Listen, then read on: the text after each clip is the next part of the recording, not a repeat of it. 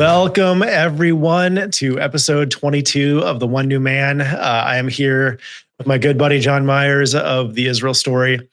And it has been a couple of weeks since we've had a chance to meet, John. I know that you've had quite a bit going on. I was in London at an event for a week and just been kind of a crazy time. So what have you had going on? Well, I'm more interested in what you've had going on. We can talk about what I have going on, but I know that you were at the ARC conference, Jordan Peterson's. I don't know if it's just his group, but I know he has others working with him. Why don't you tell us, Chris? I mean, what's the big picture? What's happening there? So it's the ARC stands for the Association of Responsible Citizens. And it was this event that Jordan Peterson put on with probably about another, I'd say 100 other public intellectuals with actually a pretty strong Christian influence, I would say. There were quite a few Christian voices. There were some Jewish voices. And it was basically a 3-day event in London that Jordan Peterson created to kind of respond to the World Economic Forum. So I'm not sure if you've heard of the WEF, but that was kind of not in very glowing terms. No, exactly. So the World Economic Forum is this thing that Klaus Schwab has been leading over the last 4 or 5 years that they always meet in Switzerland.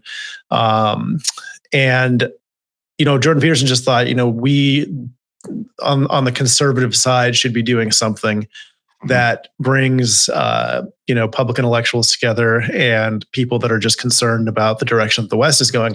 So the topic of this event was really based around kind of the idea of the renewal of the West. And it was a really cool event. And we were able to glean a lot from it. It was really amazing to just see 4,000 people kind of coming. I think there were 93 nations represented. And they were all coming just based on the idea of renewal and having to kind of go back into the history of mankind and try to figure out where we went wrong and just correct course correct for the future. And so they did all topics from like energy to politics to innovation to family to faith. So it was a really interesting 3-day event with a bunch of different speakers. And it was a great time. And really, when you talk about renewal of the West, I think to a great degree, you're talking about renewal of Judeo-Christian values. I understand that, obviously it's expressed in a lot of different areas of society and life, but nevertheless, I think that is something's happening as far as I can see, certainly in this country. Yeah. I mean, you had atheists and, practicing homosexuals that spoke at the event that were conservative, who more or less just stated that, like, even though we're not personally of this faith, we recognize that it is the Judeo-Christian value system that has created the flourishing that the West has seen over the last couple hundred years, that has allowed us to really expand and grow past everyone else in these really positive ways. And so there's that acknowledgement, even from people that are not Christians. No, for sure. And it makes sense, as for God, his ways are perfect. So, the more we can align with the way God instructs us to live, the better off we're going to be. Exactly. Everybody's going to be. That's true. That's true. And I had a good chance to see all 3 of your sons. Actually, I saw Cabe, Sim, and Josh. They were all out there. Their beards are getting grayer. You're going to make me feel old for sure. Man, I see crazy. That. I see Sim's hair. I think they're actually starting a podcast. I think Kuehl and Sim just launched a podcast for Arise. Yeah. And I looked at it and I said, oh my gosh, my sons are now, white-haired individuals. How old does that make me? I got that sense too. But so it was great. So we were there for just about a week, and this is in London, right? In London, yeah. And I don't know. It was really encouraging actually to hear people talk about America. I sometimes forget. I think you just get a little tunnel vision or a little blind maybe to your own reality. But to hear these other countries talk about what they were seeing in America, it was so encouraging for their nations. They were talking about essentially if they can do it in America, then we can do it here in terms of this kind of renewal, revival, this revisiting of these kind of deep wells that we used to have in our societies and these kind of codes and orders that we used to live by, And so that was a really encouraging thing for me to see, was just how encouraged all these other nations were about what was happening in America. Because I don't know, I don't think about that frequently, like that we're. Well, we don't usually hear it that way, Chris. Yeah. For that, I mean, the things that we hear are, that Trump kicked Zelensky, out of the White House, and now the European Union leaders are coming together, in panic about what they're supposed to do. So it's more or less the things. Yeah, exactly. Or we are lifelong racists and all the things that they tell us. So, yes, exactly. But no, it was, that part of it was very encouraging. And I do Lord of the Rings analogies a lot, but it was, there was kind of the idea that America is really Gondor. If you're familiar with Gondor and Lord of the Rings, it's kind of the White City, and I think for a while it was Rome. I mean, for a while it was the Babylonian Empire, in terms of just like these big empires that have sprung up, and so we're unique in the fact that the basis of this nation is founded around Judeo-Christian values, and specifically, these themes and these principles that I would say were very different than the Babylonians and the Romans. But if we're just talking about empire in general, we're kind of the empire right now. And so to see the encouragement that other nations were experiencing when they saw hope happening in the empire, like that, it was just it was palpable how they were experiencing it. And so that was something that I really took away, that I wouldn't have thought would have been a big takeaway going into it. Well, that's great, Chris. From as far as what I've been doing, because we haven't talked for a couple of weeks, I finished up a couple of Israel stories, and these are teachings, as that I do, that are, I would say, simple in some ways, but pretty comprehensive in terms of God's heart and purpose for Israel and the Jewish people. And I had the opportunity, sometimes I do this in large groups, sometimes I do it in smaller groups, but the opportunity to do it with a bunch of, I think maybe it was probably 25 young leaders in the Cincinnati area. The average age, I assume, was somewhere around 22 or 23. Makes me feel young. I love to see that and feel the energy and so on.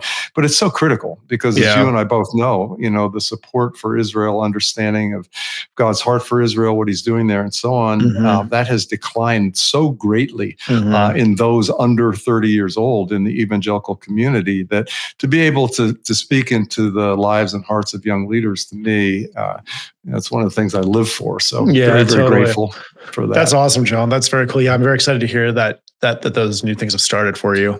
So where we left off, we were talking through your story on the last episode, which I love your story. It's such a great story. And so I think we had just gotten to the point where you were getting ready to, so you'd gotten to Israel. And I don't know how much we touched on Shimon Sasson and just, the pastoring that you did that. Yeah, I can talk about that a little bit if you like, Chris. I mean, maybe just tell people a little bit of your story of just what that was like starting with essentially it was a church in Jerusalem. It was very, very interesting. We moved. I don't remember actually. I think I don't normally listen to our podcast, seeing that we're part of them. Right. But I did listen to that. Now it's been a little while so I could reacquaint myself with where we ended. So we're in Israel at this point. We moved to an area of Jerusalem, now part of the municipality of Jerusalem, called Ein Kerem, which is the birthplace of John the Baptist. We know there are places in Israel where they say things happened and they're not 100% sure that's where they happened, but at least the tourists are happy. So, anyway, in this case, they do know. This goes back to first century, and they do know this was the birthplace of John the Baptist. And so we moved there. For the first year we were there, we kind of laid low, and we prayed a lot. We knew it was God's heart for us to establish a congregation there in Jerusalem. So the congregation started with our family. And I'll just tell you one anecdote about that, which is embarrassing, but it's a little bit funny, at least to me. And that is that I had just gotten back. So we had family meetings on, Shabbat morning in our home. Which is very normal in Israel. It is. It's a very, well, I don't know about in your home, but definitely, meetings on Shabbat. And so it was Shabbat morning. The massive congregation was my wife, Daryl, and 5 of our 6 children. And I was teaching, and we had this very comfortable chair. It actually is in my bedroom at this point. I still have it. And so I had just gotten back from the States. I was jet lagged, and I was teaching. So I literally fell asleep in the middle of my own message. I'm not kidding. I mean, that is really hard to do. But really, I mean, it's just so funny. But that was, so you want to talk about the roots of Congregation Shemitz Hasan? That's where it started. Yeah. The pastor / rabbi fell asleep in the middle of his own message. So that's anyway, hilarious. So it started there. Go ahead. What does Shemitz Hasan mean, by the way? Is that oil of life? Oil of joy. Oil of joy. Okay. Yeah. It's from Isaiah 61 that he'll anoint us with the oil of joy. Or how does it go? I think I even have it here somewhere. I think it's the oil of joy. The Lord is going to give us the oil of joy for mourning. It's terrible that I can't remember that exactly. You have to forgive me, but that's what it means. Yeah. Yeah. Shemitz Hasan. I think I interrupted you before I asked that question. So you were headed off. Where was I going? Okay, so anyway, so that's where we started, and then the congregation just naturally grew. A lot of it, I think, came from our children. I mean, because the demographics of the congregation as it began to grow, was mostly young people, which was great. And we're talking about Israelis who were in university or they were in the army. And again, I'm trying to think of our children's ages when we first moved there. I think Josh was 18, Caleb was 17, Shimon was 16, and Rachel and Hannah were both 11. Of course, they're twins. And so, so they're reaching out to their friends and meeting people and talking to them and so on and so forth. And people started joining with us. We eventually moved from that house into another house. And by the way, when we started, our apartment wasn't that big. And so, as people started to come, I remember that we had to move our refrigerator from our kitchen out onto the merpeset, which is like a patio in Israel, just to make room for people. And then we moved to another place, and that had a larger place for people to meet. It was several years, Chris, that we met in our home. Eventually, the congregation grew to about 60 or 70, and we couldn't accommodate that size anymore or growth anymore in our home. And then we moved into, it was actually a church on Prophet Street in Jerusalem, and rented that area for a while. And again, as the congregation continued to grow, we eventually rented 2 floors of a commercial building in the center of Jerusalem. And so that's kind of, that's where we met. It's not so much about what God was doing at that point. Yeah. And the nature of the congregation, we obviously had a lot of Israeli Jews who were believers in Yeshua. We had Arabs who were, Palestinians who were believers in Yeshua. We had international people who were in Israel for one reason or another, who were believers in the Lord. And then, of course, people that would come from the States or other place in the world that would be traveling to Israel and would join our meetings from time to time. That's awesome. That's a really good flavor. So when you almost have like a little army that you were able to send out just from your kids that were able to kind of do the recruiting, Yeah, whether intentional or not, it was just through friendship, that they would meet people, and that's absolutely true. I mean, they did do some sort of active evangelism. They had these New Age festivals. That's right. Because your very good friend Donna, who was part of our congregation, I think became a believer through outreach there. These were on different Israeli holidays, and the young hippies of today, let's call them that. I don't know what else to call them, but anyway, sort of New Age type. Very similar to what was going on October 7th. That's true. That music venue or event that was happening.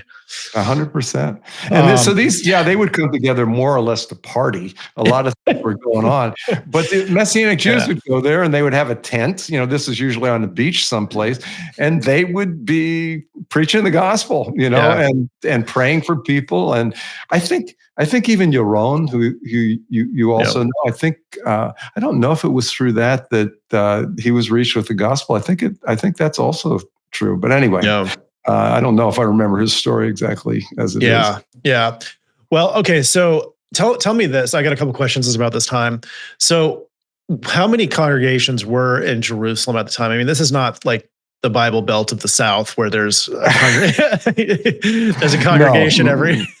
And they don't tend to grow very quickly. I mean, people need to understand the dynamic for Jews. First of all, obviously it's a big leap at this point for Jews to be believers in Yeshua. Though, of course, I think more Jews are coming to faith in Yeshua now in these days since the first century. So it's an amazing time. I think it's the first fruit of the salvation of Israel. And what I was going to say about that is that it's a big deal, because depending on the type of family you come from, if you come from a very religious Jewish family and you profess faith in Yeshua, in Jesus, they'll bury you. I mean, not literally, but as far as they're concerned, you're dead and you're totally cut off from that family. So I'll tell you, Chris, and I'll try to answer your question because I got off on another thing. But actually, in some ways, it's easier to live out your faith in community in that kind of a setting, because you don't have very many half-hearted believers or apathetic believers. In other words, people, Israelis that are, especially Israeli Jews who are believers in Yeshua, they have to count the cost, and they are serious about it. And so in some ways, it's actually easier than doing this in a culture where it's convenient, to say you're a Christian and so on and so forth. So I don't remember the number of congregations at that point. I know I think there are over 200 now in Israel today. I would say in terms of the main congregations at that point, it would be less than 10. So maybe 5 or 6 of the main congregations. Yeah, and this was in the early 90s. Is that the part of the time? We moved there in the early 90s. We actually moved in 1992. Okay, and so for several years, we've probably been up till 1994, 1995 before we moved into the larger building and so on. So it would have been in the latter 1990s, and then up. We ended up moving back to the States in 2010. So it was during that whole period of time. Okay, so there's a funny story that Sim always tells about one of the times when you were preaching in the building. And I can relate to this because I have a similar, if you want to call it OCD, but I know where this is going. By the way, do you know the story I'm about to tell? Yes, I absolutely. You go ahead, you tell it. But I know it. So Sim, who is probably your most rambunctious child with the gray hair at this point. I think that's a pretty good description. Is that pretty accurate? I could use other words. Yeah, I could use other words too, but I think let's stick with that one. But there was a piano that had objects on it, and you had straightened all the objects on this piano. I think was it a piano, or was it your let me help you. So, okay. And by the way, just to explain this to people, if there's this weird line that I'm seeing, I don't know if people could see it or not. Chris and I don't normally, have these conversations and so on for One New Man in the afternoon. And I'm sitting in my office, and there's a bright sun coming through the window, which is in front of me here. And so I put the shades up, but there are these little holes in the shades, and I'm seeing them coming down here. They're probably going to be in the middle of my face before we're done. So there's not much I'm going to be able to do about it. Okay. So anyway, this is the story. We were still in our home at this point. Okay. And there was an upright piano, and Sim was the worship leader on the piano. And so his Bible, you know how an upright piano is. So his Bible was sitting on the top of this thing. And I was preaching a very serious message, and the people there were laughing. And I said, what's the matter? I mean, what are they laughing about? This is not funny, what I'm talking about. And what was happening, do you want to tell the rest of the story? No, Chris? you go. Keep going. So what was happening was, while I'm talking, Sim is taking that Bible that's sitting, sort of straight forward on top of the piano and turning it just slightly side, so it's sort of diagonal.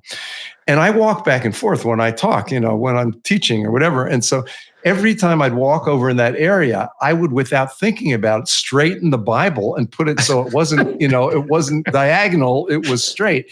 And then I'd walk back and keep talking, and then he'd twist it again, and then I'd walk back over and straight. I don't know how many times I did it. That's actually like a perfect like analogy of your guys' relationship. That's like a metaphor of the John.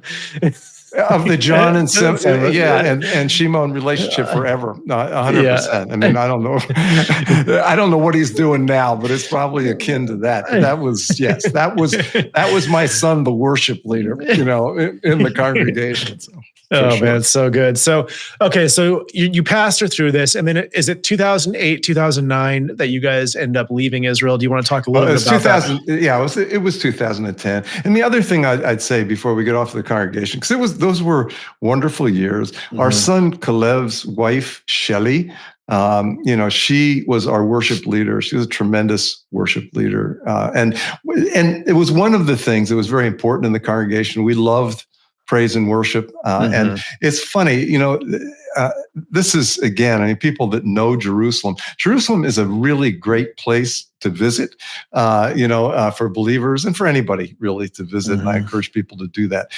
To do a work for Yeshua in Jerusalem, it's challenging. If you want to just talk about spiritual warfare, a lot of people will say that's sort of the epicenter of spiritual warfare in the world, and it makes sense. I mean, it is where Yeshua was crucified, and it's where he rose, and it's where he's coming back.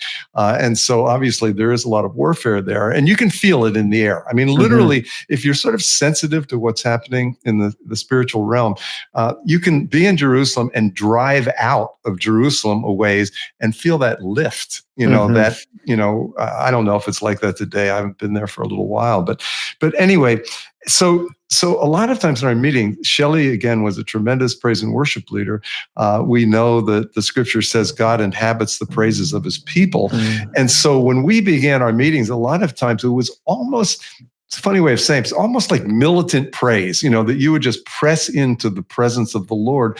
And a lot of times you would feel this release. And if you would say, really just the Lord's presence coming in our midst. And then from there, we just bow down and worship at his feet and go on and whatever God wanted to do in the meetings. But anyway, she was a tremendous worship leader. And Sim also was a co-worship leader for a period of time. That's a great story. That's a great way of describing Jerusalem. I would attest to that same thing. I don't think I've ever been there and not felt that kind of intense spiritual atmosphere. There's even a mental illness called Jerusalem syndrome, yes, which has people dressing up like they're Jesus, and, people that are not even believers of anything. They're just people lose their minds there. There's something to say that the spiritual climate in that city is just like any other city is totally insane. Like you're either a fool or you don't know, or a liar. No, 100%. And we're not talking about something that's just talked about by Christians or Messianic Jews or whatever. These are psychologists. These are just secular psychologists and psychiatrists that talk about the Jerusalem syndrome. And it is, I think, my understanding of that would just be that people that have vulnerabilities in that area, they come to Jerusalem, and again, the spiritual environment is so intense that, as you said, you can walk down the street and meet Elijah and David and whoever else, as far as people, they think that's who they are. It is quite wild. So, okay, so. Yeah. That's a good piece just on pressing through for worship. I totally can relate to that. I think that's a hard thing to do day in and day out, to have to really fight to get in that place of presence. But, I love that was kind of a big part of what you guys would do there. Okay. So do you want to just jump ahead then to when you... I can, but let me say one more thing about worship, which we hadn't intended, I think, to make that a topic of conversation, but I think it is so important. And to me, I don't go around, if I go to different congregations, churches, or whatever, I don't go around to judge them. That's not my thing. God expresses himself in lots of different ways, and it doesn't have to be in a way that I can necessarily relate to as well or whatever. But I think it is very, very important. One of the things we had in our congregation, it's not like we had a worship team up in front who were performing. To me, the greatest worship leaders are those who are worshiping. And genuinely pressing in themselves in true hearts of worship, and teams that are doing that, because in doing that, again, they're not there to perform for us or to entertain us, but to lead a congregation into the presence of the Lord. And the truth is, Chris, that's what changes people's lives. I mean, any of us that do things that, if you want to call it ministry or whatever, but serving the Lord in that capacity, it's only the degree to which we can bring Yeshua himself, through us, that's going to touch people. I mean, I've been in meetings in Africa. I used to travel to Africa a good bit when we were living in Israel. I remember one meeting where I was supposed to bring the message, and in worship, the Spirit of the Lord fell so strongly on the congregation. Everybody was on their faces, crying out to the Lord. I never got to say a word, and that's the best kind of meeting there can be, because God can change more in a moment of time when he's truly there than whatever we can do through our human efforts. So yeah, absolutely. Okay, well, that wasn't what main thing we're going to talk about, but yes, as far as the story is concerned, so we did this for 19 years, and then we came to a season in our lives which is actually very complex, and I think sort of beyond the borders of this conversation at this point. It would take a lot longer to explain it, but we came to the point where we felt the Lord was leading us back to the United States. And so in 2010, Daryl and I moved back to, I think, your favorite state. I'm not sure about that, but we moved back to Colorado in the United States, and we lived there for 3 years, and then moved to where we are now in Cincinnati, Ohio. That's awesome. That's great. So, well, and then you started doing the Israel story officially, into 20? Yeah, well, officially it's sort of interesting, because when we moved back originally, I was representing the Jerusalem Institute of Justice. And that was a nonprofit that our son Kuehl had founded in Jerusalem. And so in essence, I was working for my son at that point. But anyway, and so the world's worst fundraiser. Oh, I was. Oh my gosh. Is this terrible? This light? It's fine. It's fine. It's driving me a little bit crazy. I know. Just where I see it. Okay. Anyway, yes, this is my reputation. I am the world's worst fundraiser. So, if we ever raise any funds through One New Man, it's going to have to be Chris, because John doesn't like, promoting things and asking. So it's really funny, because when I originally came back to the States, I was traveling through North America, typically bringing the main message in churches or Messianic congregations, and then sharing about the Jerusalem Institute of Justice. Again, Kuehl founded that organization, and now he's working, primarily through Arise. But our daughter Lydia, who moved to Israel later, she didn't come with us originally, is now the chief operating officer of the Jerusalem Institute of Justice. So I for 3 years, I traveled around, Chris, around North America. I shared part of what has become now the Israel story, really God's heart, purpose, plan for Israel and the Jewish people. And then I would speak a little bit about the work of the Jerusalem Institute of Justice, and be a terrible fundraiser for that organization at that point. So that was the beginning of what I did. Yeah. Awesome. Well, so where do you want to take it from here? Well, let me just say this about the Israel story. So it sort of grew out of this. At one point, our son, so we're living out in Colorado, and actually that's where you and I, even though you had been in Israel, we didn't meet in Israel. You and I met in Colorado. You were doing the cover for Kuehl's book. Do you remember the name of that book? Oh man, I don't. It had to do with the similarities in life experience between Jews and the Black or African American community, and a relationship I think the enemy has really tried to divide in a lot of ways. And Kuehl was writing a book about that. I don't remember the name of it either, but he wanted to use my arm in it. He was grabbing, someone else's arm. Yeah. I think my neighbor. Okay, so it was the white-skinned dad, and then and anyway, and you took the photograph of that for the cover, and that's how you and I met. That's so funny. Now, why in the world I got into that, I don't know. I know. So we're out in Colorado, and then Kuehl called up and just said, "Dad, again, I'm still working for Jerusalem Institute Justice. Dad, I think you and Mom should pray about moving to Cincinnati because." There's a guy in Cincinnati who's a friend of Kuehl's you worked for his company, for Epifio, Jeremy Pryor. And this was, what do you call that company, Chris? It's an explainer. It's a marketing. It's just a video marketing agency that does animation. Yeah. Okay. So he had a bunch of tools that in his business that he was willing to allow Kuehl to use to get his message out there. And so he said, you and Mom should pray about going there. Maybe there'll be synergy between you and Jeremy and Epifio and so on and so forth.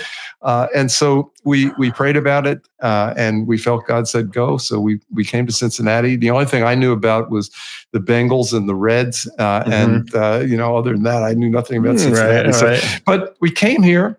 And in terms of the Israel story, which I'm not going to talk a lot about right now, it's where I invest my time right now, most of it, like you do in Present Witness. And then it's the Israel story and Present Witness that have come together to do the one new man. And so if you want to talk about Present Witness at some point, I'd love to hear you do that. So anyway, but what happened, it wasn't really a plan of mine, but when I was traveling, depending on what kind of church I went to, because it was across the spectrum, if I went to a Southern Baptist church, I maybe had 25 minutes to share. If I went to a Pentecostal church, I had an hour and a half, just whatever. But regardless, I just felt that to fly into a city, especially to teach the things that God's put on my heart about Israel and the Jewish people, to do it in one message,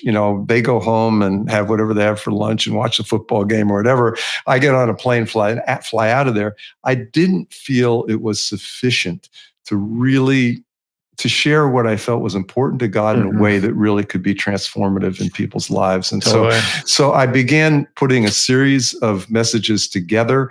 It's what's become the Israel story. Now it's out there on a free app. It's also available in a more declarative way. The free app was it was interactive with young people. I'd ask them questions, they would respond back and forth. So it's taught that way on our app, and that's also available on our website. And also, I teach it in a more declarative way. But it is just more comprehensive and more. And by the grace of God, it's what I've been doing now for the last, let's think, probably about 12 years. Really have seen it change and transform people's hearts. So that's just a little of that, Chris. It kind of brings us up to date.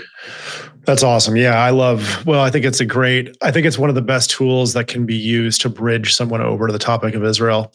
And you can really grab someone at any point in their understanding.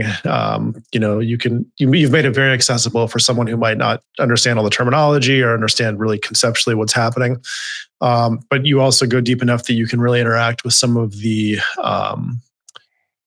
if you want to just say, opposing ideas to what you believe. So I definitely recommend everyone to check that out if they haven't. It is free, and it's an amazing teaching, and amazing apps and tools and everything that you guys have there.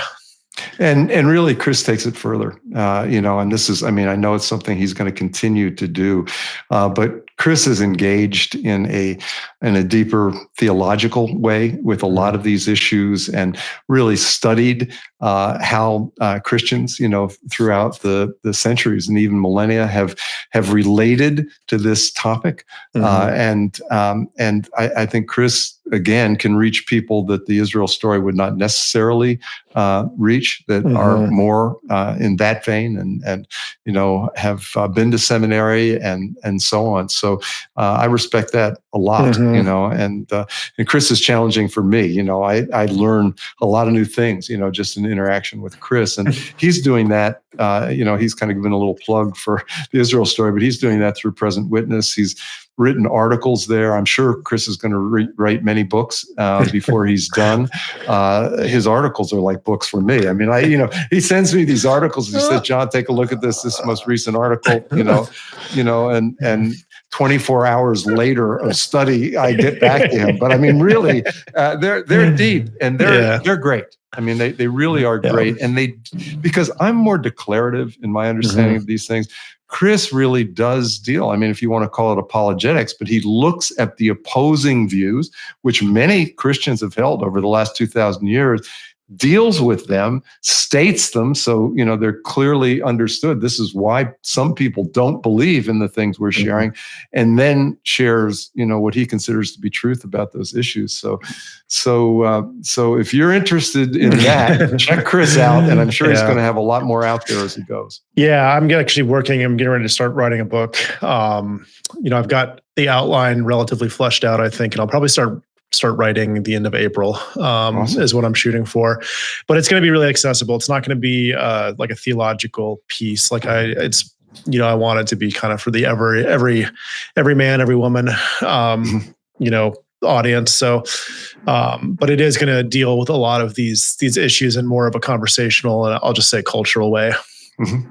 So that's awesome, man. Yeah, so you asked where do we go from here? Now we'll obviously we can go wherever we want to go. One of the things you and I talked about, Chris and I don't do a whole lot of advanced planning at this point on content, although at this point, Chris is exhorting me that we need to do that. So we are going to do it. But when we talked about this session, sort of getting back in touch with one another, we talked about just sharing some things from our personal lives. Obviously, Chris has sort of led me through our personal story as it relates to Israel, some of that and the calling to Israel, et cetera.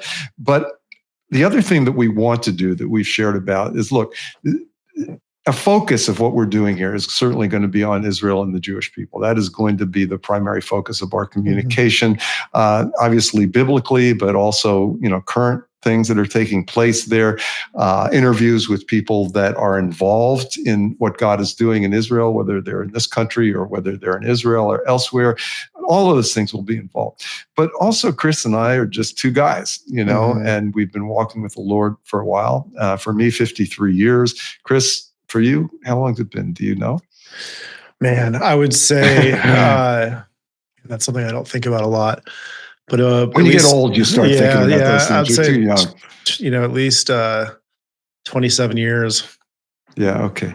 So for a while, and so we go through our personal things as well. God does things in our lives, and if we have those things in our lives that we feel can be of value to those of you who are listening, we want to share them with you. That's our heart. We want to be here as vessels for the Lord, and though we have our primary subject matter, we want to also have liberty, to share the things that are on our heart and things that hopefully will touch you and be of value to you. So Chris and I talked about some going through difficult times. There is an experience that I've had in recent years that I would say in some ways is one of the hardest experiences that I've ever gone through, and best. And I feel like if we can walk through times of brokenness, pain, and suffering in our lives with the Lord, doesn't mean we walk through them victoriously all the time or perfectly or whatever. We may fall on our face, 20 times, in the process. But if we walk through those things in the Lord, I'm talking about hard times, that oftentimes they can be the most fruitful times in our lives as we go through them. So Chris and I just mentioned that we both have those kind of experiences in our lives, and perhaps we could share a little bit of that. And do you feel, we're at now, I think 39 minutes here, Chris, on my screen. Do you feel like you want to do that at this point, or try to do that? I think it just kind of, I think we could probably riff for a while on that. I would say, I think, but I don't know. What do you think? I mean, we could, do you want to go through some of yours? Oh, we can do. Yeah, I can. And look, we just need to, again, if we could get through part of this, then great. If I'm in the middle of my story and you want to say something about your story, your thing, if you're watching Chris, if you're just hearing him, you won't know. If you're watching him, he just yawned, and so hopefully this topic isn't boring to him. This is great, man. I got to tell you, I just love just being friends here and talking to each other and not being overly produced and just being real. So yeah, I can start with mine, Chris, and just, we'll see where I go with it and whether I just tell little bits and pieces of it at this point or not. But yeah, I would say, and this relates to Israel actually in my story. So we came back to the States and we were here at this point. So we've been back now for about 15 years. So this was probably about 12 years on that we're here. We're basically, I don't know if it was all right in the middle of COVID, but some of this took place in the middle of COVID where a lot of us, were more isolated from other people. And my wife and I, at that point, my wife Daryl and I started feeling like God was calling us to return to Israel. And so we prayed about it. I felt like that was what God was doing. And so, I felt like I needed to act upon that. I prayed about that. And I felt that what we needed to do at that point was sell our house, first of all. And now this was in the middle of COVID. So if you know anything about the real estate market in the middle of COVID, nobody was selling. Basically, people were just staying where they were. And so we put our house on the market. And, sometimes obviously it can take, a decent amount of time to sell your house. We had, I think, 10 people come look at our house the first day. The second day we had 3 offers, and the third day we sold our house. And so that was our sort of, step of faith. And we had to get out of it, I think, in probably a couple of months anyway. So what we decided to do, and you mentioned the OCD part before, when we were talking about the Bible, sin and the Bible, God bless him, on top of the piano. Well, if you saw what I did, I went through everything, and I categorized things. So, so we're not going over immediately. We rented this apartment. It was like a 3-story walk-up apartment, that we're going to live in temporarily. I organized all of our things into this is what we're getting rid of. These are the boxes that we are going to need now for however many months it's going to be before we move. This is what's going directly to Israel. Everything is labeled. I've got everything written all on the outside. What's in all of this? So all of this is organized. A bunch of it is in storage, and so we move into this place and we start this process of beginning to move toward Israel. And obviously we're in contact with our children. They're in Israel because we couldn't do it really without their help at this season of our lives. I mean, my wife right now is 82 years old. She's 6.5 years older than I am. I'm 76. So this was a couple of years ago, and we needed help, to be able to actually pull this off. Anyway, and there was another thing that happened. So there are couple of things that happened simultaneously or at the same period of time that were part of this kind of major breaking experience in my life. So I'm going to come back to the Israel piece. But the other piece was, me, Chris, I'm an old guy, but I'm relatively fit. For an old guy, and I work at it, and I eat healthy, and I'm in the gym, every other day, still lifting weights, at this point, and I'm doing cardio, and physical fitness is really important to me, and God's blessed me, that I've been fit throughout my life. But it was probably before, I don't remember exactly, how these things related to one another. It was the same time period that I had been hunting. Chris and I are both hunters. I'm a bow hunter, and I shot a buck. I dragged it out of the woods. I was in the process of getting it up in the back of my pickup truck. I'm the one redneck Jew in the world, but not really. But you probably don't know too many. But I do have a pickup truck, and I do hunt. Not typical of the Jewish people in the United States. So anyway, but in the process, I really hurt my back, and I never had a back problem before. So anyway, when they checked it out, turns out I had broken a vertebrae at that point, maybe 2. I don't remember how many I did when. But anyway, when they checked it out, they found out that I had osteoporosis, which I didn't even know men got osteoporosis. I thought it was for postmenopausal women. But anyway, apparently about 30% at least of people with osteoporosis are men. And so, but I had it so bad that I could cough and break a vertebrae. And I actually ended up breaking up 2 more. And it really, I mean, it was a serious issue. I was in this sort of, it wasn't a body cast, but it was a brace that was like from my neck to my stomach, and I couldn't do a lot of things. And that was very, very upsetting to me, just as a human being. Okay, so that is going on, right? So this health of mine that I've tried to maintain, is falling apart, and I'm unable to do a lot of things that are important to me, from a physical standpoint. So then we're in the process of going to Israel, and our children there, and I think they were right, by the way, in all of this. So I don't want to present them in a way that wasn't right. But basically, they didn't want Daryl and I to come back, and that wasn't said right from the beginning. Obviously, it could have affected us selling our house and moving into this thing and packing all of that, and I think they really. Frankly, I think they were probably, if you want to say it this way, hearing from God better than we were. And I think they were concerned also what this would be like practically, for us to try to make that transition again. It's not that easy, it's very difficult from one country to another. We did it originally, I was 42, not 72 or 73. And so anyway, basically they really resisted us going. And I was hurt, Frank. I mean, just honestly by that. I mean, just even though I'm not saying they didn't want us to go because they were rejecting us, but it felt like a rejection to me. And as we processed that, we had some very challenging conversations that also, I would say, really hurt me very deeply.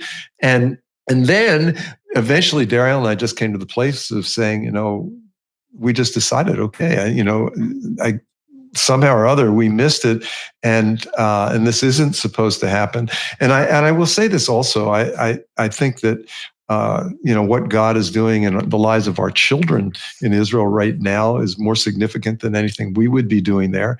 I think in reality, really, in a lot of ways, in retrospect, I have more to give here, bringing the message that God's given me to bring to the church than I could do there at this point. So I can talk around all this stuff, Chris, and I can intellectualize about it, and but from an emotional standpoint, I was crushed.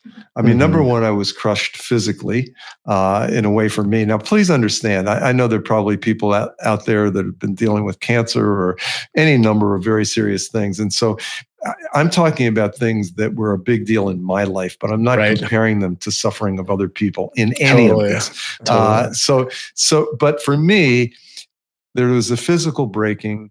There was the breaking of feeling rejected by our children. And the biggest thing to me, Chris, at that point was dealing with feeling like I'd failed God.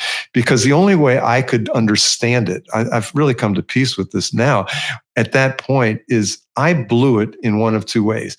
Either I didn't hear God properly, so I missed God in terms of hearing his direction, which I thought was for us to go back to Israel, or I did hear him right, and now I'm disobeying him. But I didn't see another alternative, and because my whole life, I mean, the passion of my life is to do the will of God. I'm not making claims about how well I do it, but that is the driving force of my life. It's what I live for in every aspect of life, whether it's relationship with my wife or friends, or what I put my energies toward, whatever it is, it's all, I just want God's will, period. And so that also broke me in a huge way. And so, probably was very difficult, just even for the part of your mind that wants to do, quote unquote, the right thing. Yeah, 100%, Chris. I was lost. I mean, in terms of that as well, I really just didn't know it affected me in a lot of ways. So if I can miss God, we're not talking about, should I have, whatever, yogurt for breakfast. We're talking about moving, you and your wife to another country. I mean, these are big life decisions. And if somehow or other I screwed that up, I lost confidence even in hearing from God. So there were a lot of things that were going on inside of me. And again, I'm not noted to be an extremely outwardly emotional person. My wife, don't laugh now, but my wife, you'll know how Daryl's feeling in 30 seconds. It can take me 2 months to think about what I'm feeling at this point. So but I was crushed. I was really crushed. And so I don't think we're going to get through all of this. This is my introduction. So we'll see. Yeah. You can tell me as you're listening, Chris, because it sounds like we probably won't get to your story, but I really want to do that. So that's sort of the introduction. And but what happened in this process is, so I am suffering at this point, and but also my orientation to health. By the way, this is just the health piece of it because it ties into what I want to say next. I don't run to doctors so much, and I hate pharmaceuticals. And I know there's a place out there, which to me is about 1% of healthcare. But anyway.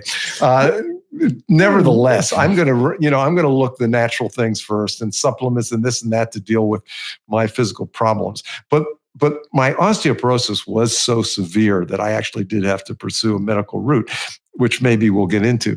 Anyway, so I'm doing these different things, and I'm, normally I talk to our son Kuehl in Israel once a week. God bless him. He usually calls me once a week, which is a big gift to me. And so I was telling him in one of these conversations at this time, what I'm doing and the supplements I'm taking, to whatever, to increase the density of my bones. And he said something to me, which he doesn't usually quote scripture to me. If anything, it'd probably be the other way around. But what he said is, he said, Dad, I think it's great. You're doing those different things and so on. But there's this verse of scripture. It's in Proverbs. I actually wrote it down here so I wouldn't forget. But it's Proverbs 17:22. He said, and what it says is, a merry heart does good like medicine, but a broken heart dries the bones. And he said, Dad, you can do all the things you're doing, but I really think if you want to be healed, that you need to have your broken heart healed. Wow. And that was profound. And it was actually, it was 100% God, Chris. And that started me on a several-year journey, by the way. But what I did at that point, and by the way, I'm not sharing this. The reason I'm sharing this is because I think the vast majority of people who believe in Yeshua and those who don't have broken hearts in one way or another. And life is painful. Let's face it. And for some people, it's terribly, terribly painful. But it's very hard to get through this life without some brokenness there. Whether people are dealing with it or whether they're not is another matter. But it is there. Yeah. And it's not something I concentrated on so much in my life. But I knew at that point I was broken. I really was. I might not have used that terminology myself had Kuehl not brought it up, but I was broken. So what I did is I went to the Lord, and let me just read. I just want to read these verses because it's on this basis that I actually went to the Lord. And this is actually Yeshua. He's in the synagogue in Nazareth, and he stands up, on a Shabbat, where they read scripture, and he reads from Isaiah chapter 61, and it's really when he is announcing that he is the Messiah. And so this is Luke 4:16-21. So he came to Nazareth, where he had been brought up, and as his custom was, he went into the synagogue on the Sabbath day and stood up to read. This is Luke 4:16-21.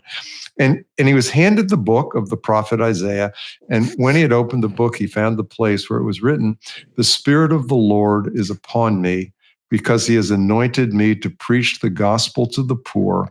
He has sent me to heal the brokenhearted." Let me say it again, to heal the brokenhearted, to proclaim liberty to the captives and recovery of sight to the blind, to set at liberty those who are oppressed, and to proclaim the acceptable year of the Lord. Yeah. So I to pray, sometimes walking, and there's a park near where we live that I like to walk in and pray. And I just started, I went out after Kuehl had said that to me, and I just said to the Lord, well, Lord, I know that you heal the brokenhearted. I mean, you said it, this is part of what you do, but I don't know how. And I do have a broken heart. You're going to have to show me, but I don't know my part of that. And God spoke to me, Chris, and what he said to me is, I want you to share how you feel with me, the unedited version, and because I didn't really know how to do that, as well as, let's say, David does. Sure. You talk about the Psalms. Yes, David was a man of faith, but David poured out his heart to God. And if he was miserable, and if his bed, was wet with tears for crying all night, and if his bones were dry and his enemies were, about to wipe him out, man, he just told God. Now, I come from a background, some of the influence in my life, especially from the earlier part of my life, walking with Yeshua, there was a lot of emphasis in walking in faith, and sort of affected by the faith movement. And one of the ways that's applied, and there's truth in it. There's no question about it. But I can tell you that it can also be applied in a way that I think is not as healthy. Is that, let's say I'm really sick, and rather saying to the Lord, I am really, really sick, but I thank you. Your word says whatever.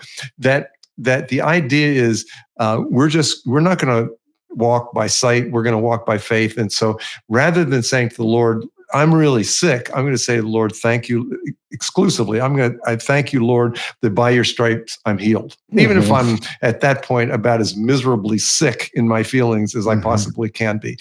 And so I think in a lot of ways I applied that to my emotional life as well. So if I was really, really having a hard time, I would be more likely in prayer to pray prayers that I thought were spiritual, that I thought were religious, that I thought would, express faith, that I thought would please God. And so if I felt unloved by God, which sometimes we do, I would thank God that nothing can separate me from the love of God that's in Christ Jesus, et cetera, which is 100% true. The other thing that was part of my background, Chris, that sort of ties into all of this, is that in that world, and this was a lot of the spiritual influence I had early on, they really didn't believe in or pursue, let's say, healing of the soul. What I mean by that is it's another approach that says, okay, old things are passed away, because a lot of us have some pretty hard things in our lives before we come to the Lord and after. Old things are passed away. Now you're a believer. All things are made new. And so, you forget about it. If your father didn't throw the ball to you, no problem, but that's all past, and it doesn't have any relevance anymore. And the truth is, we're body, soul, and spirit. And yes, God has put his spirit within us. And yes, he's made us new creatures. But if you think you have, if you have pain, if you have woundings in your soul, and you can just whatever, confess that away like it doesn't have any influence on your life, God bless you if it works for you. But in my personal life, Chris, and I know I'm on a roll here, I'm going to slow down here a second. In my personal life, I didn't deal with a lot of those issues. And I went on in God, but in terms of the brokenness and the things that had really hurt me in my life, in a lot of ways, I had not processed those with God in a way that brought deep healing. And so I think there was kind of a, I don't know what the right word is, but I think there was sort of a separation between sort of my life of faith, but also some of the things that were down inside that really needed a touch from God. And go ahead, Chris. I think you want to say something. No. I just think that's a really good way to put all of that. That's a really interesting. I've never heard kind of the word of faith stuff applied to the emotional world, and that's a very, very interesting analysis, and I think probably very true. And that's a shame, because I think that one of the ways that I think that we get healed from stuff by is acknowledging that pain exists or that disappointment exists. And I think that outside of that acknowledgement and our hurt, it's really difficult for the Lord to walk us through a healing process. I agree. And I think actually it limits the intimacy that is possible with God. Yeah. Because you can only be intimate to the degree you allow God into those places. That's right. And if for whatever reason in your life, and I'm not saying we should walk around, with self-centered, always, just always focused on whatever, our feelings are. But we want, what I really believe, Chris, as far as what I believe is important to God, is not that we are people that, quote scripture, 24 hours a day. But David, we know David really screwed up in some pretty big ways in his life, and he sinned in major ways in his life, and he suffered a lot, even as a result of those sins. Mm-hmm. But God says David is a man after his own heart. Yeah. I think if you would ask me, and I would assume this is true of you too, Chris, that if we could be whatever we could be, whatever, our objective is in our lives, that's what I'd like to be. I don't need to be a mighty man of God, quote unquote, but I want to be a man after God's own heart. Mm-hmm. And when you look at David, he's such a tremendous example. I mean, we have that in the book of Psalms. And here is a man that absolutely shares his deepest feelings, who he is, to the core of his being with God. And his orientation is totally toward God. I mean, when Nathan comes to him and confronts him with his sin with Bathsheba, Bathsheba, what he says is, that I've sinned against you only. If I sinned against, he killed Uriah, or had him killed, I should say, and he commits adultery with Bathsheba, but against you only have I sinned. What's he saying? He's not disclaiming the fact of what he did to Uriah the Hittite, and he's not, or what he did with Bathsheba, but he's really saying is, you are the most important one. I mean, my relationship with you is paramount. And when I did this, I did it against you. Mm-hmm. And that's his heart, Chris. And so I can't say I've walked that out well in my life, although a lot better now than I had done before. But that, and again, we can cut this off and come back to it whenever we need to. I'm going to let you decide that, Chris. But in my life, when God said that to me, I want you to share. Again, remember, this is in response to how do I have my heart healed? Mm-hmm. I want you to share with me 100% unedited what you are feeling, and that started me on a journey that has transformed my life. And I did that over a period of several years. Mm-hmm. We live sort of out rural, we're surrounded by trees here. We're on a hillside. We have a front porch that, we have some chairs out there.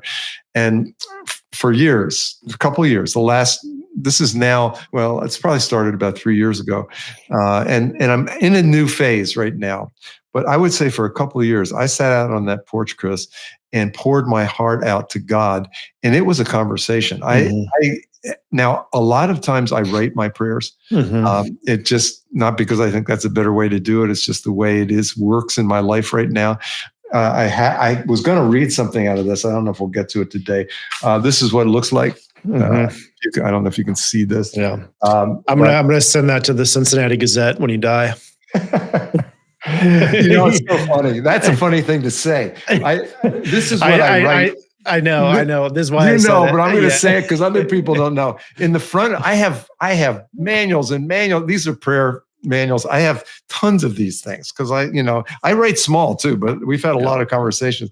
At the beginning of each of these books, I write, "This journal belongs to God and John for our eyes only. Please don't read it. I'm thinking about after I die, my kids are going to be going, or whoever, through our belongings, they're going to get a hold of these things. Who knows what I said in there? Because this is unedited. I might have said some things about them, So anyway, that was very important to me. So, but this is what I did. And these were conversations with God. It wasn't just me pouring out my heart, but the thing is, I think when we do that, it also enables us to hear God better. Totally. And I would pour my heart out. And so I write, I have a certain way of doing it in my book. I would write what I'm saying. And then when God starts speaking to me, I write what God's speaking to me, which is really great because I can go back now, which at some point in this conversation I want to do, Chris, and read the things that God spoke to me that are so life-giving and such a blessing. And the final thing I'll say about this, because all of this is sort of an introduction in a way, but and that is that because of the kind of person I am, just the way I'm wired, probably because of my experiences and the way I was raised, and who knows. But I believed, as far as my faith, that God loved me. Because I've been a pastor and I've taught the Word of God for a long time, I shared a lot of messages on the love of God.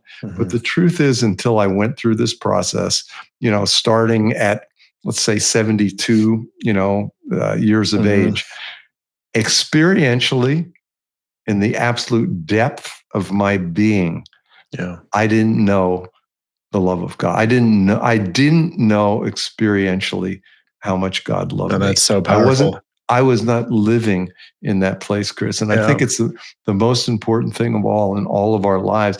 And this process that I went through with God changed that. And maybe it's because I'm Jewish, and I'm thinking I've got to earn his love somehow, which is impossible, or whatever. But whatever I was doing, I'm telling you, there's nothing more important than knowing.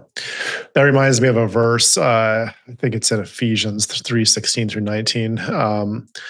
Basically, Paul's praying for the church at Ephesus, and he says, I pray that you will know the love of Christ that's deeper than knowledge.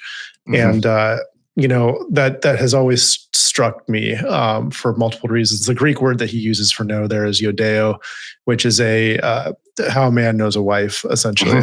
So basically, the greatest intimacy, really, the greatest intimacy, the greatest level of vulnerability, the greatest level of heart exposure, if you want to call it that, to this love of God. It's totally not cerebral. It's not intellectual. And so, Paul is praying this for the church, that they would know this love of God that's deeper than knowledge. And so, I think probably that's one of the biggest gifts that a person can have. So with everything that you just told me, let me just ask one question and then we can kind of close this. Do you feel differently now that maybe you heard actually correctly from the Lord, and even that what happened with Cleve and Shelley and your kids and the resistance to moving there was actually all a setup, a divine setup in some ways for God to heal your heart? 100%. And also, as it relates to, I think, what God wants to do in my life and is doing now, Chris, that it was all, I do feel that way. And I want to ask you a question, and I'll come back to this or talk about how we're going to go forward from here.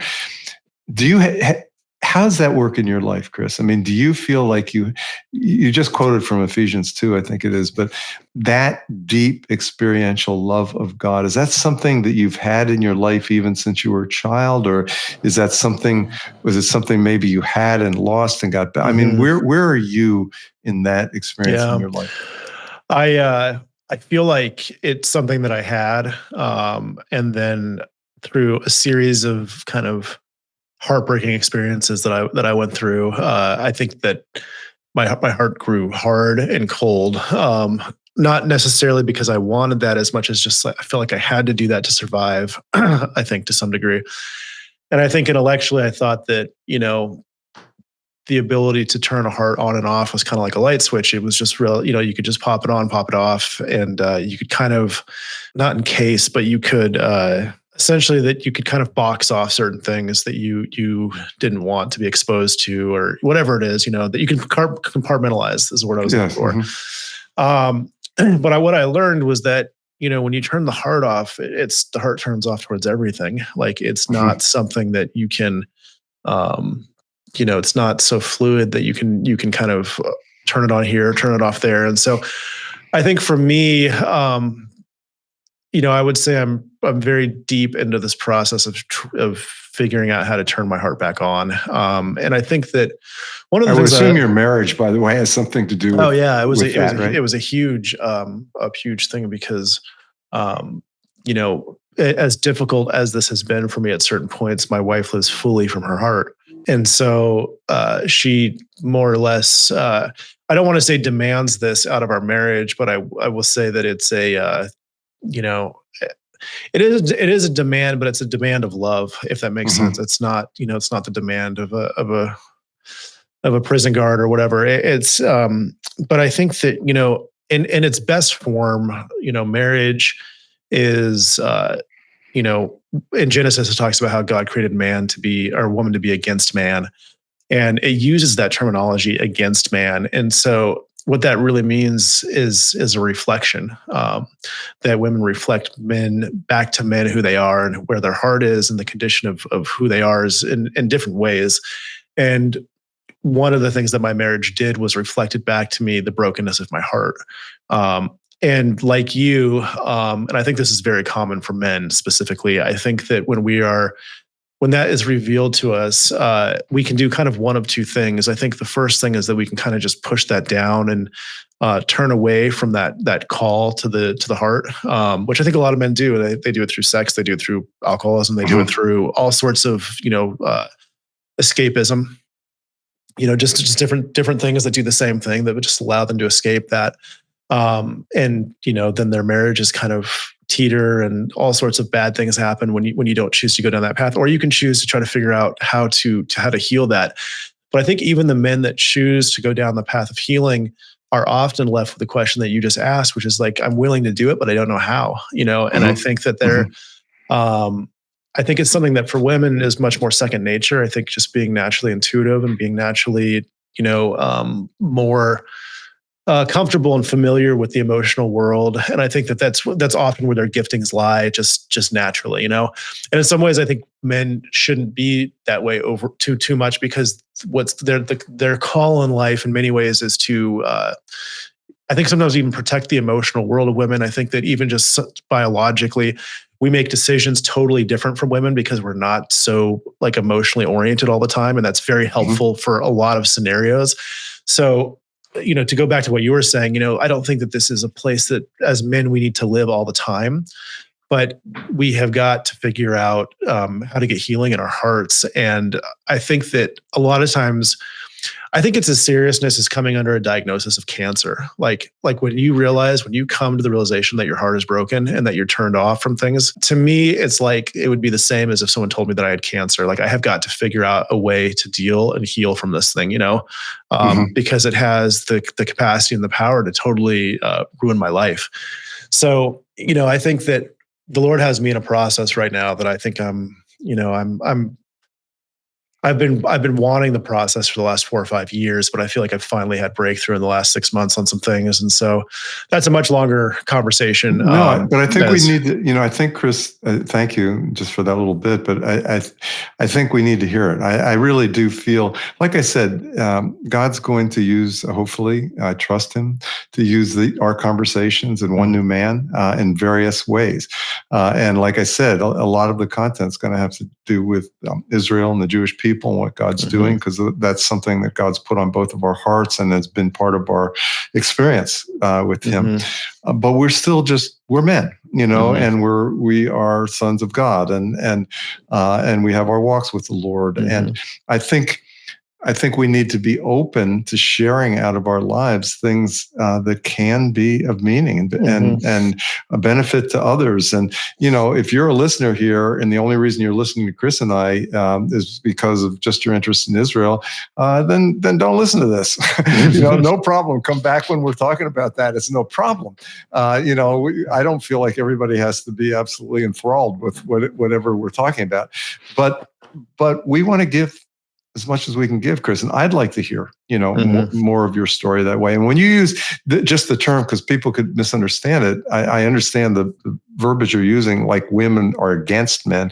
It can sound, sort of this confrontive in a negative way. I think that in one sense, we're talking about they're challenging to men. And again, it doesn't mean rising up in, some violent way. Sure. But in order to love a woman, for a man to really love a woman, in order for marriage to really be God's best, the way God intends it to be, it is a challenge, and we do have to change. And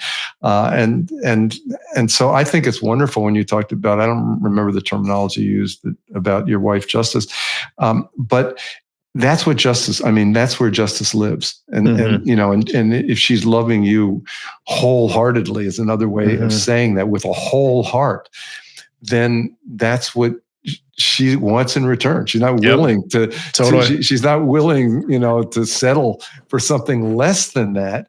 Not that she can make you do it, but her desire for that is going to be a challenge to you to be a fully whole man that God has created you to be. And I think that's great. And that's a gift from the Lord. It really is, because left to my own devices, I would not pursue that route. Like I wouldn't, and there have been times when it's been very difficult, even just my own thinking around it. And as much as I've wanted certain things, I probably could have gone without the discomfort of walking through certain things. You know what I'm saying? Yeah. And I think had I not, but I also, it forces me to also take my marriage vows seriously, because one of the things that we all commit to doing is to, loving our spouses and to the best of our ability. And so if there is a clear gap in something that exists in me, I have a responsibility to figure that out.